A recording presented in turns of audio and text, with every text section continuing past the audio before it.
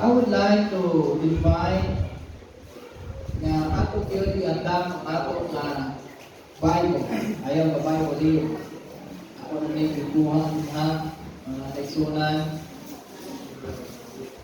Kaya tungod, nalimot ko sa pagdala sa Bible. Minsan kagaya, please forgive me. Ako i-borrow ang inyong Bible. Okay?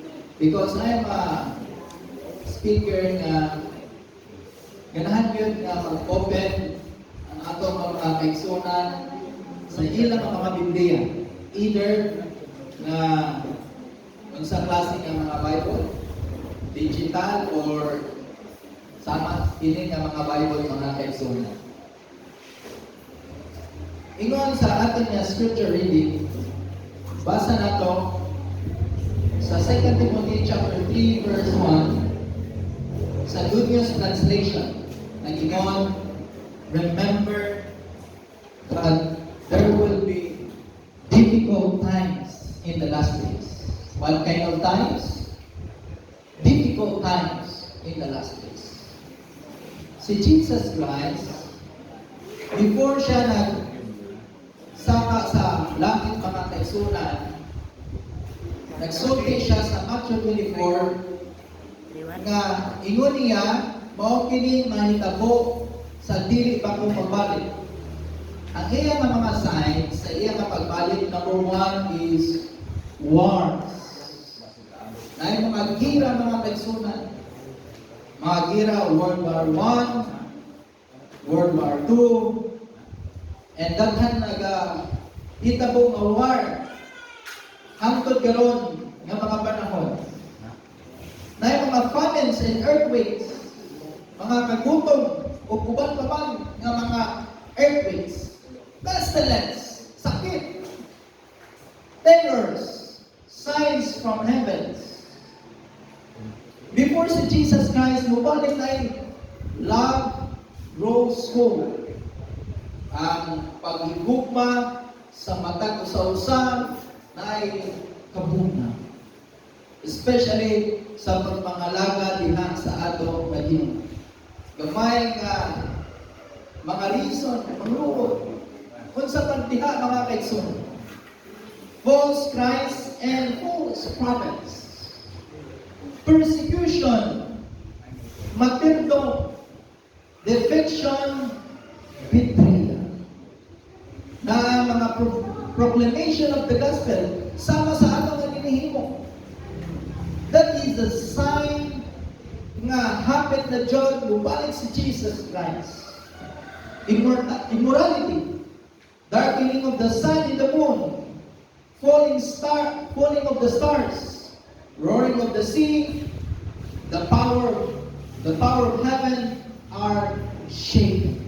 Ug daghan pa gyud mga kaigsunan sa mga ating mga situation. Volcanic eruption, kag kanang mga baha. Imagine kung imo malantaw sa news karon dito sa Spain, grabe ang ilang mga sakyanan dili na mapuslan tungod sa ginatawag nga baha mga kaigsunan. Ingon ni Sister White sa Spirit of Prophecy sa Last Day Events, page 12, nag-ingon mo kini. The world is becoming more and more lawless. Soon, great troubles will rise among the nation. Trouble that will not cease until Jesus Christ come.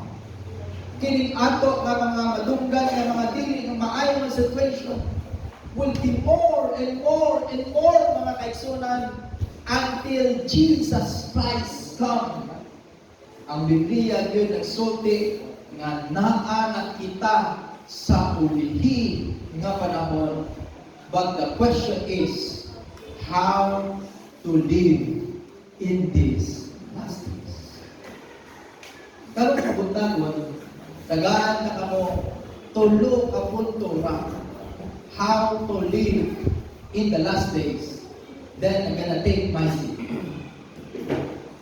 Ang number 1 is study the Word of God. Study the Word of God. need to study the Word of God. Nga naman kinahanglan kita nga magtuon sa pulong sa Ginoo. Ako amo i-invite mga kaigsunan. Ato abihan ang ato mga Bible. Come with me and open sa ato mga Bible sa libro sa Salmo. Salmo chapter 119 kag aton basahon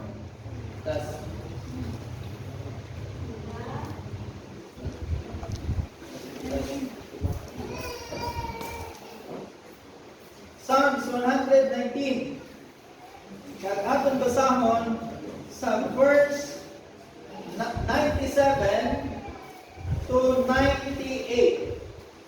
119 verse 97 to 98. Okay? Ingon mo kini. Oh, how I love thy law. It is meditation all the day. Thou should thy commandments had made me wiser than my enemies. Ang law sa Old Testament nagapasabot scripture. Kaya sa Old Testament, ang law, it is Torah in a general term. Ipasabot, pulong sa Ginoo. Kag pulong sa Ginoo, ingon ni David, magahatag ka nato sa kaalam nga mas more sa kaaway nato kag sa Ginoo. Imagine mga kaigsunan ng uban, magkasulti, dili mo mapasa Biblia, makabuang. Sabi kayo, no? Pero ang pagbasa at pagtuon sa pulong sa Ginoo, dili makabuang. Kaya ang pagbasa sa Biblia, mga kaigsunan, magpaalam sa matag usa kanato. Ingon sa John chapter 5 verse 39. You search the scripture for you believe they give you eternal life. Ano man yan, kinahanglan kita magtuon sa pulong sa Ginoo? Kaya ang pulong sa Ginoo, magatudlo ka nato sa kinabuhi. The question is, when we will study the Word of God, ano sa kita magtuon sa pulong sa Ginoo? Ato, i-apply ang ato ka Bible usa sa libro ng Salmo, chapter 1, verse 1 ngadto sa 2. Okay. Blessed is the man who walketh not in the counsel of ungodly, not standing in the way of the sinners, nor sitteth in the seat of the scornful. Verse 2. But his delight in the day in the law of the Lord, and his law he meditates day and night. Kano sa kita magtuon sa pulong sa Ginoo? Adlaw o gabi. Dili pa kita magtrabaho, tuon na kita sa pulong sa Ginoo. Worship na kita mga kaigsunan. Before kita magtulog mga kaigsunan, basa naman kita pulong sa Ginoo. Morning instruction sa aton nga Ginoong Hesukristo. Now, unsang purpose sa pagtuon sa pulong sa Ginoo?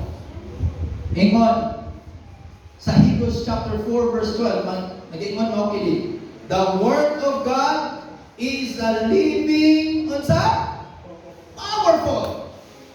Oh.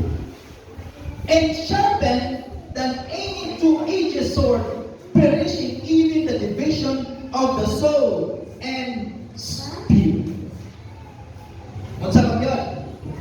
Ingon ni Sister White, Last Day Events, page 66, paragraph 4. Only those who have been diligent students of the Scripture and who have received the love of the truth will be shielded from the powerful delusion that takes the world captive. Sa to, ang purpose sa pagtuon sa pulong sa Ginoo nga magaprotektan sa atoa sa kining ulihi nga panahon sa dili maayo nga mga teori kag mga sitwasyon sa ato matag usa na kinabuhi. Okay. Dili kita magbasa sa pulong sa Ginoo adlaw o gabi. Unsa gisulti sa Spirit of Prophecy? Ingon sa Spirit of Prophecy, the faith, I think by page 7, paragraph 5, nag-ingon mo kini. When the faith in God's Word is lost, the soul has no God. Imagine? No safeguard. The youth are thrown into the path which lead away from God and from everlasting life.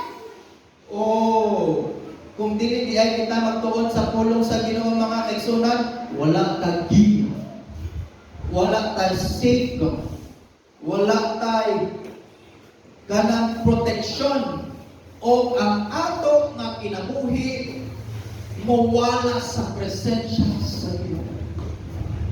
That's why ang ato nga mga kabataan ko, ako yung ginaremember, ginatuluan permi, read your Bible and pray. Tuwan kita mga kaigsunan sa pulong sa Ginoo. Importante kayo ang pagtuon sa pulong sa Ginoo. How to live in the last days? Number 1, study the Word of God. Number 2, be prayerful. Come with me, kag ato abrihan ang ato nga Biblia. Okay? Ato yung tunan, mga yun. Sa libro sa Romans chapter 12. Romans chapter 12. Kag atong basahon sa verse 12. Romans chapter 12. Kag atong basahon sa verse 12. Unsa isulti sa Bible? Okay. Rejoice in hope, patient in tribulation, continuing instant and pray. Sa tayo ni Paul, magpadayon ka mo, walay undang sa pag-ampo. Unsa pag-iingon ni Paul? 1 Thessalonians chapter 5 verse 17. Pray without what? Ceasing. Wow. How about kay Peter naman? Atong basa. 1 Peter chapter 4 verse 7 sa New King James Version. But in the end of all things at hand, therefore be serious and watchful in your prayer. See, Paul nag-ingon, continuing in your prayer. Pray without ceasing. Kag ingon ni Pedro, be serious and watchful in your prayer. Nga naman, kining pag-ampo, makatabang sa tuwa, sa ulihingan, inadlaw. Ato pangutanon si Jesus. Aton basahon sa libro sa Lucas. I-open ang inyong Bible, kag aton basahon sa libro sa Lucas. Luke chapter 21, kag aton basahon dinhi sa verse 36. Luke 21 verse 36. Unsa din giingon din na? Giingon din mga kaigsunan. So likewise, ye when ye see these things to come to pass, know ye that the kingdom is at hand. So likewise, ye when ye see these things come to pass, that the kingdom is at hand, and you must. Ito tayo ng Bible translation. Ako na lang eh. Unsa dito? Nga naman nga ginahanglan kita makampo, it because will help us in the last days nga makapinto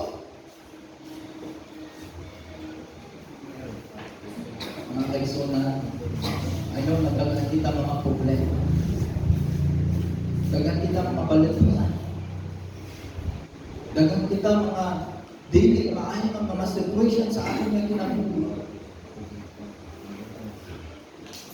Ang ato rabin mo mga kaigsunan, mag-ampo kita adlaw-adlaw. Medyo lang, ngayon na yung iba, ay, pastor, yan ang bangko. Na 3 times a day, problem. Indot kayo, brother. Indot kayo. Kaya nga akong pag-ampo, pamahaw, paniunto, o paniyapon. O nga pag-ampo, pag-iyon, Lord, bless for this food. Amen.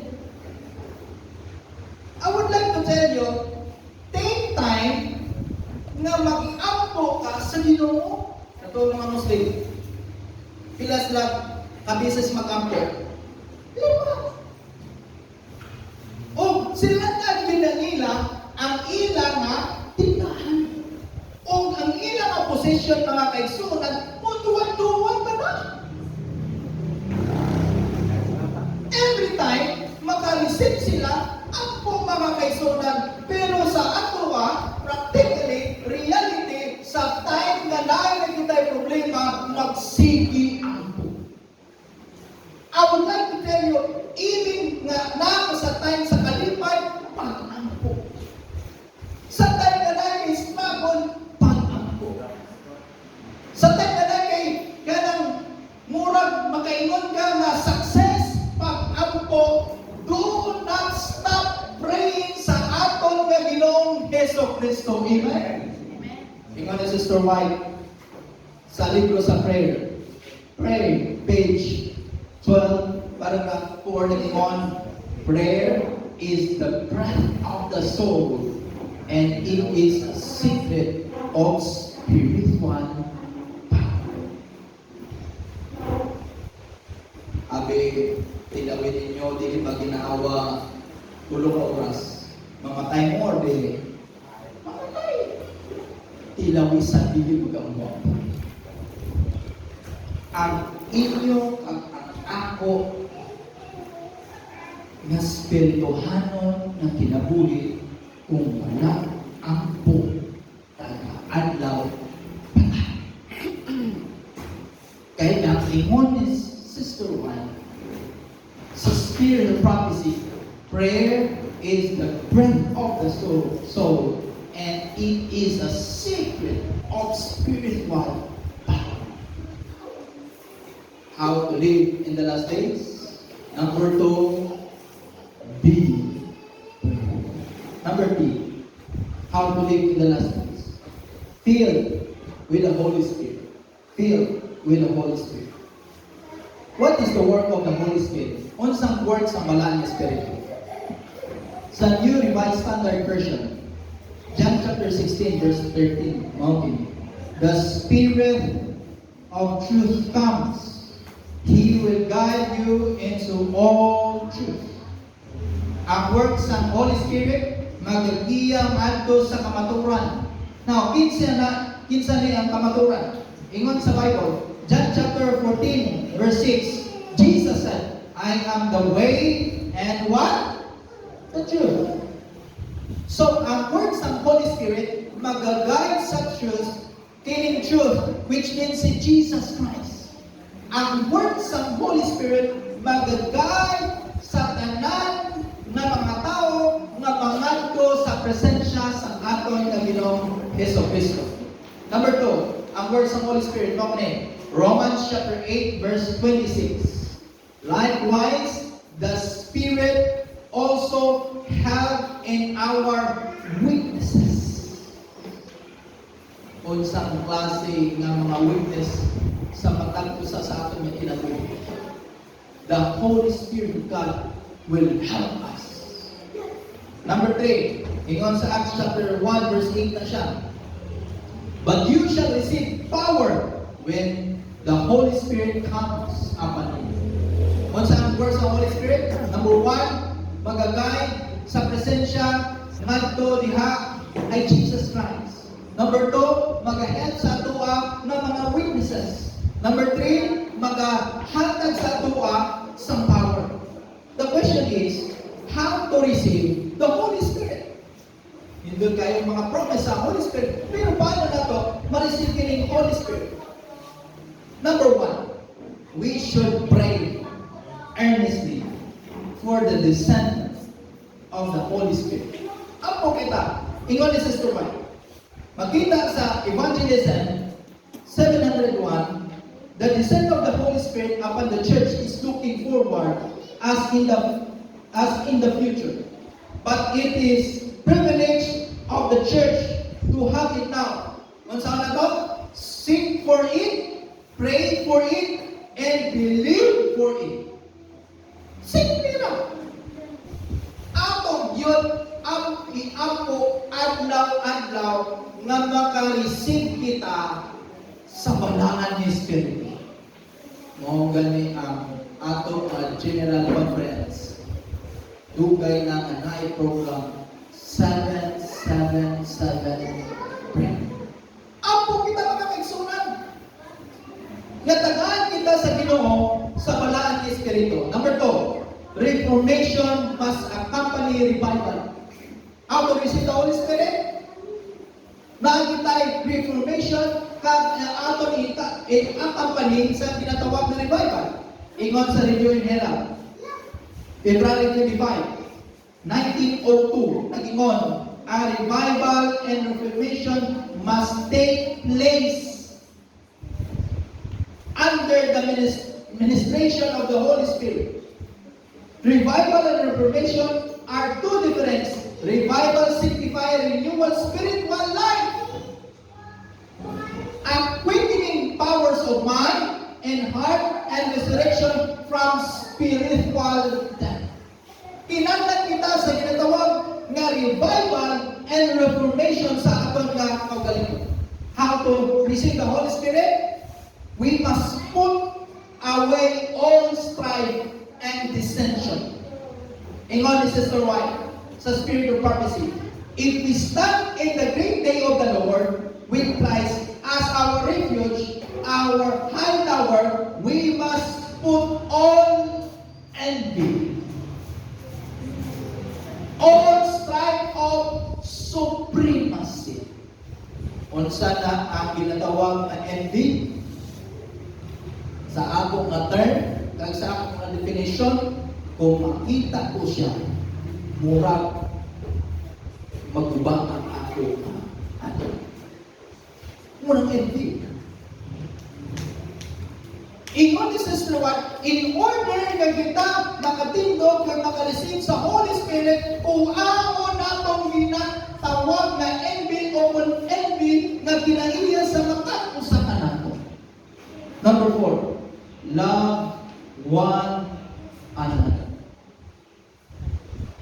Ingon sa Ministry of Healing, page 470, the strongest argument in favor of the gospel is a lovable Christian. Mga kaigsunan, pwede kita makapanguwal, pero dili kita mahibutan. Pwede kita magsimba sa tinuod na adlaw, pero dili kita pwede mahibutan. Pwede kita musulti sa pulong sa Ginoo, pero dili mahibutan. Ang gugma mao ang magabag sa matag usa sa ato. Mao ganang gugma ni Jesus Christ, mga kaigsunan. Number 5, how to receive the Holy Spirit? Total surrender. Ingon sa Review and Herald, May 16, 1907, God will accept nothing less than unreserved surrender. Kanang biskan gamay na dili nimo i-surrender sa Ginoo, dili ka tagaan sa Holy Spirit. Biskan gamay mga kaigsunan mo. Ngano man biskan gamay? Because ang ganahan sa Ginoo, ganahan siya nga wala siya kahati. nga iyang yun ka total tanan. Dili nga ang ganahan sa Ginoo naay siya part sa imo. Pero ang ganahan sa Ginoo tanan mga kaigsunan, half-hearted, sinful Christian can never enter heaven. Mga kaigsunan. Ato yun is already ang tanan sa Ginoo. Muna ganin ang kanta sa during the time ng tayo baptism. I surrender all. Oh, to Jesus I surrender all. To Him I freely give. Imo yun ihatag ng tanan mga kaigsunan. Total surrender. Require ang tanan ganahan sa Ginoo nga kuwaon yun ka tanan biskan usa ra ka percentage ang imo nga gipiling sa imo nga kaugalingon dili ganahan ang Ginoo kay ganahan ang Ginoo 100%. Amen. Mga kaigsunan, mahimo nato tanan pinaagi sa tabang ni Jesus Christ. Amen. Number 6, how to receive the Holy Spirit. Clearing the way for the latter. Ingon sa spirit of prophecy, there is nothing that Satan fears so much as that the people of God shall clear the way by removing every hindrances. Ang kinahadlukan sa tanas mga kaigsunan, ingon diya so much. Kanang nakamao ka masala na pero yun, ibo yun, ibuhatan. Pero kung kamaon ka mga kaigsunan, dili nato buhatan. Si Satanas, gabuhan siya ay. Let us clear the way for the latter day or to receive the Holy Spirit. Number 7. How to receive the Holy Spirit? Becoming active laborers in Christ's service. Ingon ni Sister White, sa Spirit of Prophecy, the great outpouring of the Spirit of God, which lightened the whole earth with His glory, will not come until the enlightened people that know by experience it means labor together with God when we have entire wholehearted consecration to the service of Christ. God will recognize that the fact by outpouring of His Spirit without measure. Kung sa katulimuhon, atong yun ihatag ang tanan wholeheartedly. Recognize nato ang presensya sa Ginoo, then iyang i-pour out ang Holy Spirit na tilig yun mag-mission sa ato na kinabuhi. Nindot mga kaigsunan. But the question is, why the Holy Spirit is not pouring out in our church? In our district. Nga naman mga kaigsunan. Ingon ni Sister White, ye shall receive power, page 302, paragraph 2. The Spirit can never be poured out while the variance and bitterness toward one another are cherished by the members of the church. Unsang dili pa yung makinaya una, envy. Sa ganitong envy, ang akong isulti, kung makita ko siya, murag, nagubad tayo ng ako, Number 2, evils or mixing. Kung sa rin evils or mixing, ako nang nasulti, Satan Radio Station. Sa kana, broadcast sa pikas, broadcast sa pikas, broadcast sa pikas.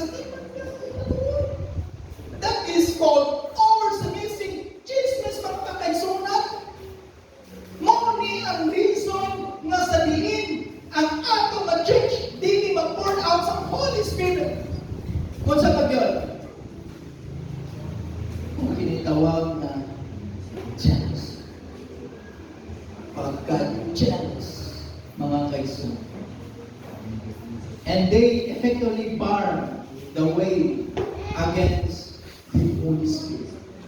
Mga kaigsunan, ingon sa The Song of Ages 324 paragraph 1, the only defense against evil and the indwelling of Christ in the heart through faith in His righteousness. Are you willing to give Him up all sa atong Ginoo? Are you willing, mga kaigsunan, to study the Word of God day and night? Are you willing nga mag-ampo kita adlaw-adlaw yun, mga kaigsunan? Dili ka sa times nga sa diin na ikibay problema but sa times nga nagkakinahanglan kita sa pag-ampo managit ang presensya sa Ginoo.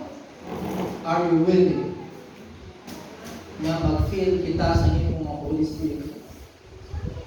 Sa Holy Spirit sa ato ng Ginoo sa Kristo. Feel sa willing, mga kaigsunan, nga mag-prepare kita sa ato nga kinabuhi sa pag-abot sa ato ng Ginoo sa Kristo.